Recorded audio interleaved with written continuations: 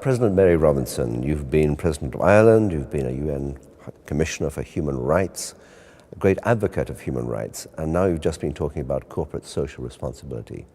What is the connection between corporations and human rights? It's been a tortuous connection until relatively recently, because there was work being done in the UN when I was High Commissioner for Human Rights about trying to balance the responsibility of states and the responsibility of corporations. But that work seemed to the corporate side to load them with too much responsibility. So the United Nations had a new mandate, the Special Representative of the Secretary General on Business and Human Rights, and that was taken up by Professor John Ruggie. And for 6 years he worked first of all on a framework which clarified the responsibility of governments. They have a duty to protect their people from violations of their human rights by non-state actors, which means, in this context, corporations. And secondly, that all corporations have a responsibility to respect all human rights. And thirdly, that we need better remedies, not just going to court, but mediation and access to remedies for people in the context of violations.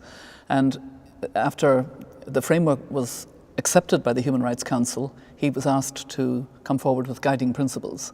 And last June these were endorsed. So we actually now have the beginnings of soft law, global governance in the area of corporate responsibility. Biggest challenge? I mean, you're a great advocate of human rights.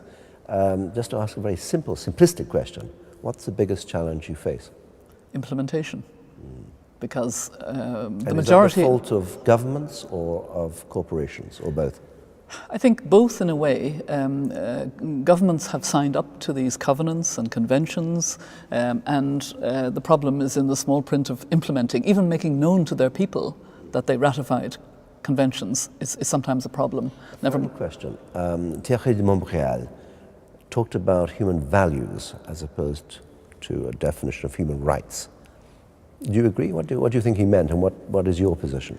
I would love to have a long conversation with him, because I believe that the Universal Declaration of Human Rights is a wonderful document, and we would not get better now, but it doesn't go as far as we can go on shared values, and that we need to go, because we have the challenge now of climate change. The rich parts of the world that have developed because of fossil fuel are using up too much of the carbon budget and undermining the livelihoods of the poorest. And that's an issue that requires talking about values, and I would say justice. That's why I have a foundation now on climate justice. And we need to link human rights, development, environment, climate change, ecosystems, how we treat our world. I was with Archbishop Desmond Tutu, who's chair of the elders that I belong to in South Africa. And he held out his hands like this and he said, after all, we only have one world.